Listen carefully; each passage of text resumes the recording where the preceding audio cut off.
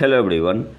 आज हम लोग देखेंगे यूपी पीसीएस में 2012 से 2023 तक के आए जनरल साइंस के सारे प्रश्न और आज का लेक्चर इस सीरीज का सेट नंबर 2 है। तो आते हैं पहले क्वेश्चन पे। सुपोषण यूट्रोफिकेशन के संबंध में निम्नलिखित में से कौन सा कथन सही है। तो सबसे पहले तो हम लोग यहाँ पे देखेंगे यूट्रोफिकेशन क्या होता है।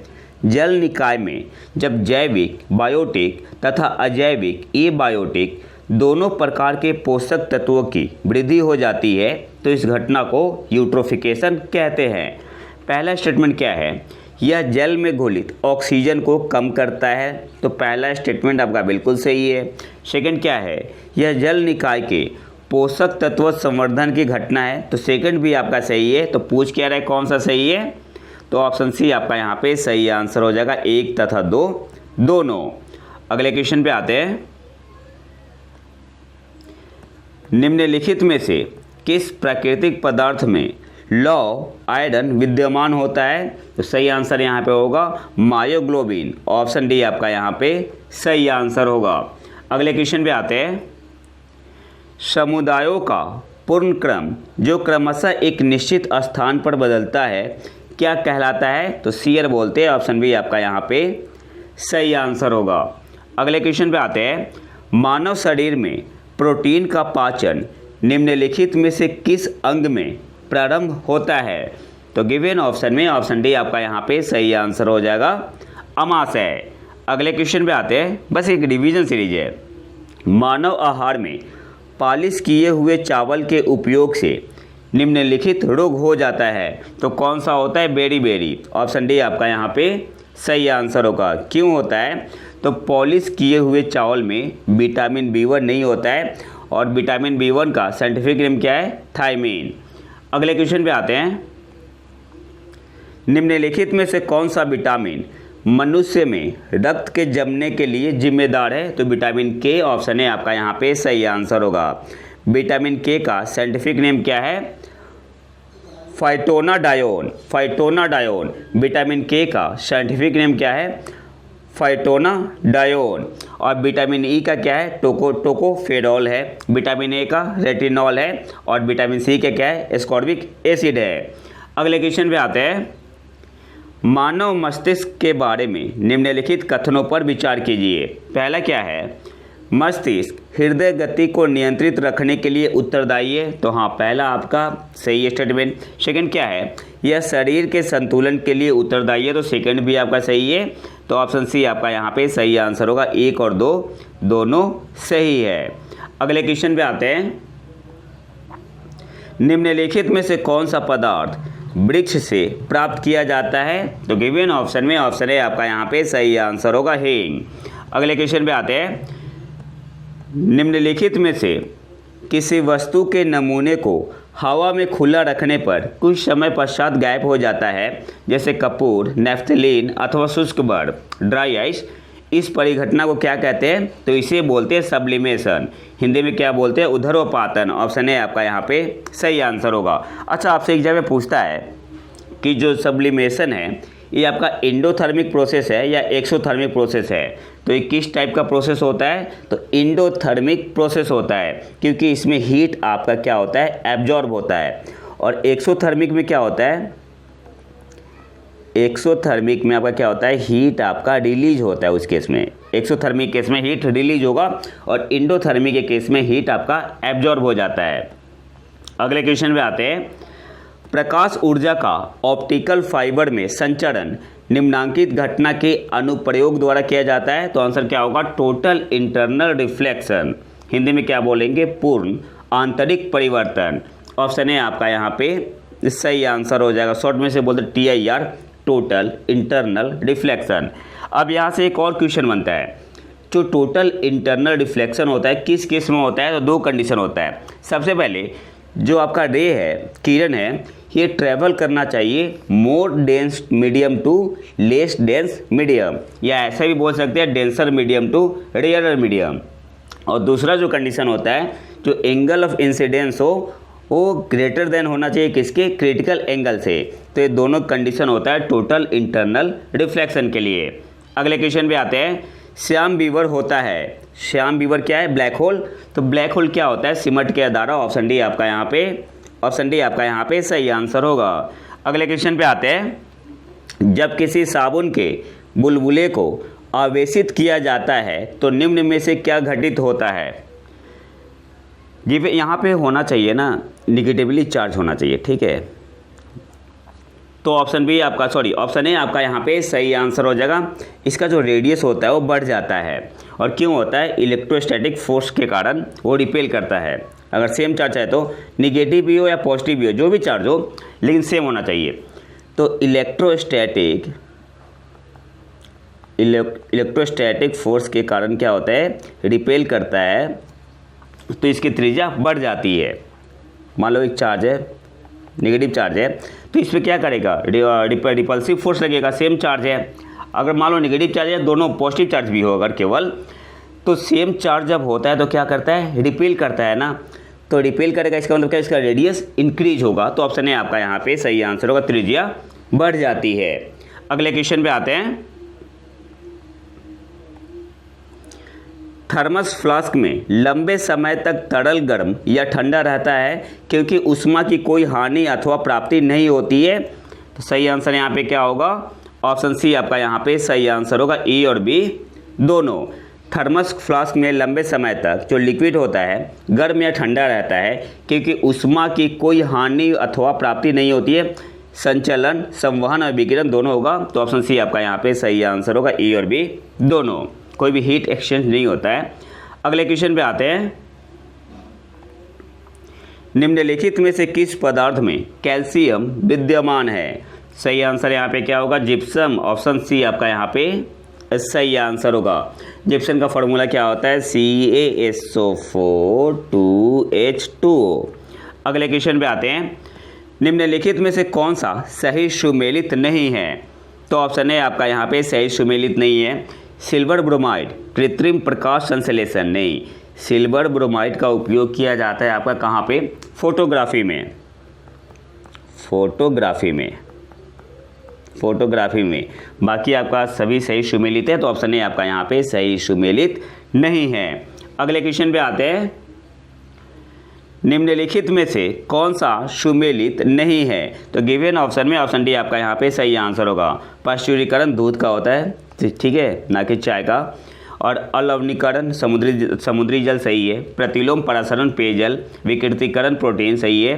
पाश्चुरीकरण दूध का होता है। तो ऑप्शन डी आपका यहाँ पे सही आंसर होगा, ये आपका सही सुमेलित नहीं है। अगले क्वेश्चन पे आते हैं। निम्नलिखित में से कौन सा एक शाकनाशक का उदाहरण है? तो सोडियम क्लोराइड। ऑप्शन ए आपका यहाँ पे सही आंसर होगा। और इसका फॉर्मूला क्या होता है? NaClO3। अगले क्वेश्चन पे आते हैं। सूची 1 को सूची 2 से मिलाना है। तो केवलार आपका क्या होता है? संश्लेषित रेशा होता है। तो ए का आपका दूसरा हो जाएगा, ए का दूसरा। टेक्सोल क्या होता है? कैंसर रोधी दवा। बी का आपका हो जाएगा तीसरा। जिंक फॉस्फाइड ये आपका होता है रोडेंटनाशी। तो सी का चौथा हो जाएगा। और नाइट्रोसेलुलोस विस्फोटक होता है। तो डी का पहला। 2, 3, 4, 1 कौन से ऑप्शन में है? 2, 3, 4, 1। ऑप्शन बी आपका यहाँ पे सही आंसर हो जाएगा, 2, 3, 4, 1। अगले क्वेश्चन पे आते हैं। निम्नलिखित पदार्थों को उनके पहली बार प्रयोगशाला में संश्लेषण के काल क्रमानुसार व्यवस्थित कीजिए। तो जो केवलार हुआ था कौन से ईयर में हुआ था? 1965 में। 1965 में। फुलेरिन आपका हुआ था 1985 में। फिर आपका ग्रेफीन हुआ था 2004 में। ब्लैक गोल्ड हुआ था 2009 में। ये तो इंडिया में हुआ था 2019 में हुआ था। 2019 में हुआ था। तो सबसे पहले आपका आएगा चौथा, फिर आपका आएगा दूसरा, फिर आपका आएगा तीसरा, फिर आपका आएगा पहला। 4, 2, 3, 1 कौन से ऑप्शन में है? 4, 2, 3, 1। तो ऑप्शन बी आपका यहाँ पे सही आंसर हो जाएगा, 4, 2, 3, 1। अगले क्वेश्चन पे आते हैं। निम्नलिखित में से कौन सा पदार्थ प्रोटीन नहीं है? तो गिवन ऑप्शन में ऑप्शन ए आपका यहाँ पे सही आंसर होगा, कपास। कपास आपका जो मेनली होता है लगभग पूरी तरह से सेलुलोज का बना होता है। सेलुलोज का बना होता है, अगले क्वेश्चन पे आते हैं, मानव शरीर में निम्नलिखित में से कौन सी ग्रंथि अंतःस्रावी एवं बहिःस्रावी एक्सोक्राइन इंडोक्राइन दोनों ही प्रकार की ग्रंथि है? तो अग्नाशय है, ऑप्शन सी आपका यहाँ पे सही आंसर होगा। अगले क्वेश्चन पे आते हैं, तुलसी के पौधे का औषधीय महत्व निम्नांकित की उपस्थिति के कारण है? तो गिवन ऑप्शन में ऑप्शन सी आपका यहाँ पे सही आंसर होगा, फिनॉल एवं फ्लोनाइड।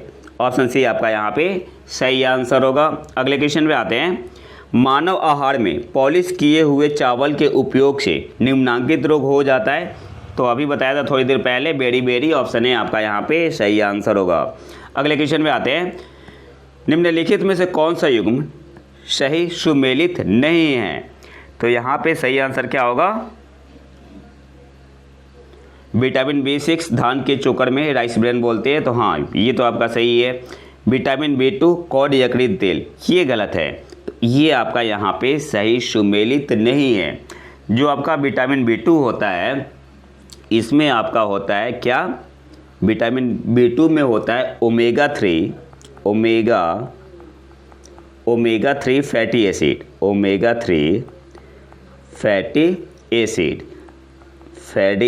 एसिड। इसके अलावा आपका होता है विटामिन ए और डी। तो आप विटामिन ई गेहूं अंकुर दाल, विटामिन के अल्फाल्फा, तो हाँ सभी सही सुमेलित है। ऑप्शन बी आपका यहाँ पे सही सुमेलित नहीं है। विटामिन B2 में आपका होता है ओमेगा 3 फैटी एसिड, इसके अलावा होता है विटामिन ए और विटामिन डी भी होता है। तो ऑप्शन बी आपका यहाँ पे सही आंसर होगा। अगले क्वेश्चन पे आते हैं, नीचे दो कथन दिए गए हैं जिनमें एक को कथन तथा दूसरे को कारण कहा गया है। कथन क्या है? अधिकांश विटामिन मानव शरीर में संश्लेषित नहीं किए जाते हैं, तो हाँ ये आपका बिल्कुल सही है।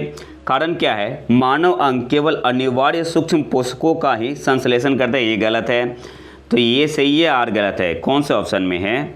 ऑप्शन सी आपका यहाँ पे सही आंसर होगा, ए सही है किंतु आर गलत है। अगले क्वेश्चन पे आते हैं,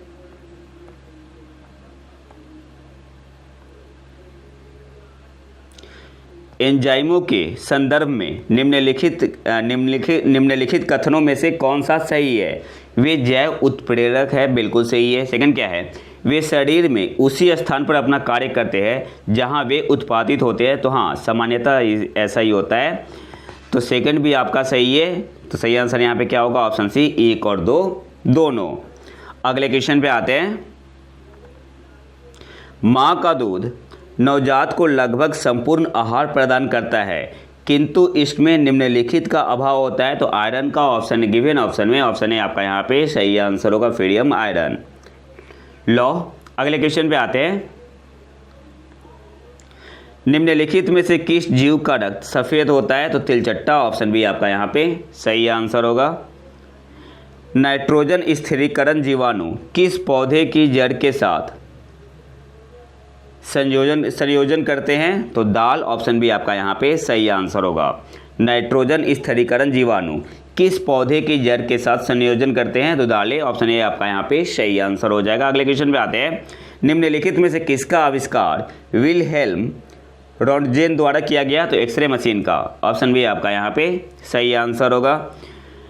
निम्नलिखित विद्युत चुंबकीय विकिरणों में से किसकी ऊर्जा अधिकतम होती है? तो सबसे ज़्यादा आपका होता है गामा रे में, फिर आपका एक्सरे में, फिर अल्ट्रावायलेट, फिर विजिबल, फिर इंफ्रारेड, फिर माइक्रोवेव, फिर रेडियोवेव। तो गिवन ऑप्शन में जो आपका ऑप्शन है 4, इसमें सबसे ज़्यादा एक्सरे का होगा क्योंकि गामा रे नहीं है। तो ऑप्शन डी आपका यहाँ पे सही आंसर होगा। सबसे कम होता है रेडियोवेव का। अगले क्वेश्चन पे आते हैं, तो ऑप्शन डी आपका यहाँ पे सही आंसर होगा। अगले क्वेश्चन पे आते हैं, निम्नलिखित में से किसका वेग अधिकतम होता है? तो प्रकाश का, ऑप्शन बी आपका यहाँ पे सही आंसर होगा। अगले क्वेश्चन पे आते हैं, ध्वनि का वेग अधिकतम होगा तो स्टील इस्पात में, ऑप्शन डी आपका यहाँ पे सही आंसर होगा। आइंस्टीन को निम्न में से उसके किस सिद्धांत के लिए नोबेल पुरस्कार दिया गया था? तो प्रकाश विद्युत के सिद्धांत के लिए, ऑप्शन बी आपका यहाँ पे सही आंसर होगा। अगले क्वेश्चन पे आते हैं, निम्नलिखित तत्वों में कौन अर्धचालक है? तो सिलिकॉन, ऑप्शन बी आपका यहाँ पे सही आंसर हो जाएगा। अगले क्वेश्चन पे आते हैं, ग्रेफीन होता है तो कार्बन का नैनो प्रतिरूप, ऑप्शन बी आपका यहाँ पे सही आंसर होगा। अगले क्वेश्चन पे आते हैं। डीएनए की द्विकुंडलिनी संरचना किसके द्वारा की गई थी? तो ऑप्शन बी आपका यहाँ पे सही आंसर होगा, वाटसन तथा क्रिक। अगले क्वेश्चन पे आते हैं। निम्नलिखित में कौन विटामिन सी का सबसे अच्छा स्रोत है? तो आंवला है, ऑप्शन डी आपका यहाँ पे सही आंसर होगा। अगले क्वेश्चन पे आते हैं। एक सुरंग में 100 वाट क्षमता वाले 5 बल्ब लगातार 20 घंटे तक जलाए जाते हैं। संपूर्ण विद्युत खर्च कितनी होगी? तो देखो, एक यूनिट कितने के बराबर होता है? एक यूनिट आपका बराबर होता है 1 किलोवाट आवर के, ठीक है। एक मिनट 1 यूनिट कितने के बराबर होता है? 1 किलोवाट आवर, ठीक है। तो एक बल्ब के जलने पर कितना इलेक्ट्रिक कंजप्शन होगा? तो किलोवाट आवर। तो यहाँ किलोवाट का मतलब क्या हुआ? पावर है, ठीक है। यहाँ पे किलोवाट का मतलब पावर है। तो पावर कितना दिया हुआ है? 100 वाट। तो सबसे पहले तो हम लोग इसे चेंज कर लेंगे किलोवाट में, तो क्या करेंगे? 1000 से डिवाइड कर देंगे। तो 100/1000 कितने घंटे जल रहा है? 20 घंटे। तो आवर की जगह पे 20 पुट कर देंगे, कितना आएगा आपका? 2 यूनिट आ जाएगा, ठीक है। किलोवाट आवर तो 2 यूनिट आ गया। तो ये एक बल्ब के जलने पर हो रहा है, तो 5 बल्ब के जलने पर 5 × 2 मतलब टोटल 10 यूनिट आपका इलेक्ट्रिक कंजप्शन होगा। तो गिवन ऑप्शन में ऑप्शन सी आपका यहाँ पे सही आंसर हो जाएगा, 10 यूनिट। अगले क्वेश्चन पे आते हैं। यदि 100 ग्राम चीनी को आधा लीटर पानी में मिलाकर एक असंतृप्त चीनी का घोल तैयार किया जाए तो निम्न में से कौन सी भौतिक राशि नहीं बदलेगी?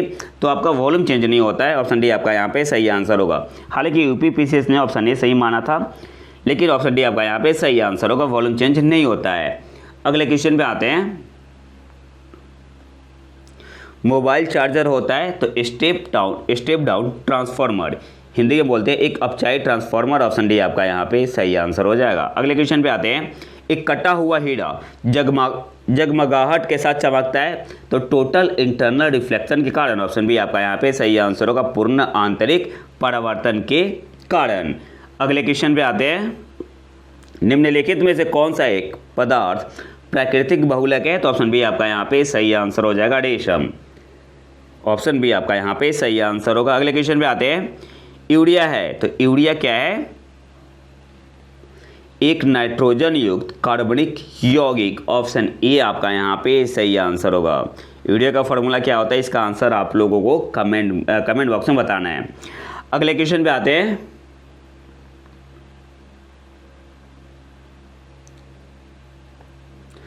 एलपीजी सिलेंडर के रिसाव से उत्पन्न दुर्गंध निम्नलिखित में से किसकी होती है? तो इसमें आपका होता है इथाइल मरकैप्टेन, ऑप्शन डी आपका यहाँ पे सही आंसर होगा। इसका फॉर्मूला क्या होता है? CH3CH2SH। तो ये याद रखना है आपको, सल्फर होता है इसमें, ठीक है। और इसको और क्या बोलते हैं? इथेन थायोल भी कहते हैं। अगले क्वेश्चन पे आते हैं। निम्नलिखित में से किस जंतु में खुर नहीं पाए जाते हैं? तो गीदड़, ऑप्शन बी आपका यहाँ पे सही आंसर होगा। अगले क्वेश्चन पे आते हैं। फलों के मीठे स्वाद का कारण है तो फ्रक्टोज, ऑप्शन बी आपका यहाँ पे सही आंसर होगा। निम्नलिखित में से कौन सा युग्म सही सुमेलित नहीं है? तो गिवन ऑप्शन में ऑप्शन डी आपका यहाँ पे सही आंसर होगा, ये आपका सही सुमेलित नहीं है। जो गैस्ट्रीन है ये पेप्टाइड हार्मोन है, ये आपका क्या है? पेप्टाइड हार्मोन है।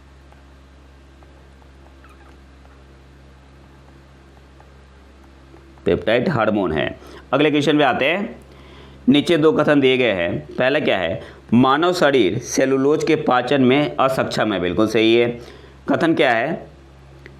मानव शरीर में स्टार्च अपघटक एंजाइम डायस्टेस विद्यमान रहता है, तो ये भी सही है। लेकिन यहाँ पे जो आपका आर है ये का सही स्पष्टीकरण नहीं है, तो ऑप्शन बी आपका यहाँ पे सही आंसर हो जाएगा।